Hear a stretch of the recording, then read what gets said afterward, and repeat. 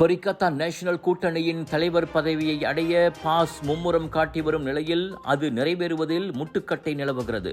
பிர்சாத்து கட்சித் தலைவர் தான் ஸ்ரீ முஹிடின் யாசின் அப்பொறுப்பிலிருந்து ஜனவரி 1 முதல் விலகுவதாக அறிவித்து கிட்டத்தட்ட 2 வாரங்கள் கடந்துவிட்ட போதும் இன்னும் அடுத்த தலைவர் யார் எனும் குழப்பமும் சலசலப்பும் நீடித்து வருகின்றன. காரணம், பாஸ் அப்பொறுப்பை ஏற்பதை பிர்சாத்து உட்பட MIPP மற்றும் கிராகான் விரும்பவில்லை என்பதே என உள்தகவல்கள் தெரிவிக்கின்றன.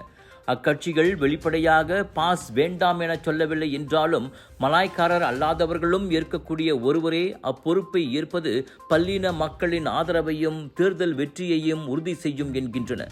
அவ்வகையில் மீண்டும் முஹிடினை தலைவராக்க அக்கட்சிகள் விரும்புவதாக அறியப்படுகிறது.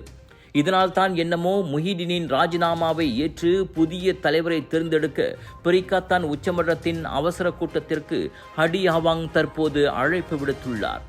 ஆனால் இதிலும் ஒரு சிக்கல் நீடிக்கிறது. அவசர உச்சமன்ற கூட்டத்தை யார் தலைமையில் வழிநடத்துவது எனும் கேள்வி எழுந்துள்ளது.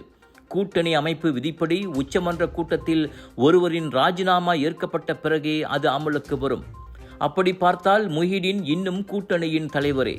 ஒரு கால் முஹிடின் கூட்டத்தை வழிநடத்தும் பட்சத்தில் உச்சமன்ற கூட்டத்தில் உள்ள 18 உறுப்பினர்களில் பிர்சாத்து, MIPP, கிராகானுக்குள்ள மொத்தம் 12 உறுப்பினர்கள் கூட்டாக அவரின் ராஜினாமாவை ஏற்காவிட்டால் முஹிடினே தலைவராக நீடிப்பார் என நம்பத்தகுந்த தகவல்கள் தெரிவிக்கின்றன.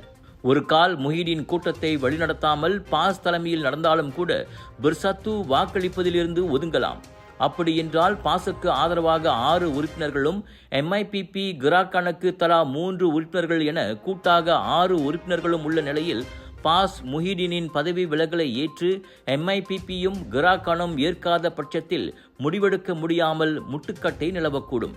இந்த சிக்கல்களையெல்லாம் முன்கூட்டியே பேசி தலைமை பொறுப்புக்கு அனைவரும் ஏற்கக்கூடிய வகையில் ஒரு சுமூக முடிவுக்கு வர MIPP தலைவர் புனிதன் ஹடி அவாங்கை சந்திக்க கடிதம் எழுதியுள்ளதாக அறியப்படுகிறது.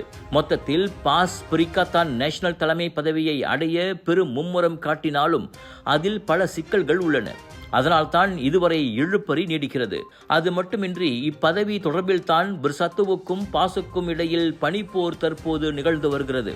இறுதியில் பரிகத்தா நேஷனல் தலைமை பதவி பாஸ் வசமாகுமா, முஹிடினுக்கே திரும்புமா, இழுபறி நீடித்து கூட்டணி முறியுமா எனும் கேள்வியே தற்போது அரசியல் வட்டாரத்தில் நிலவுகிறது.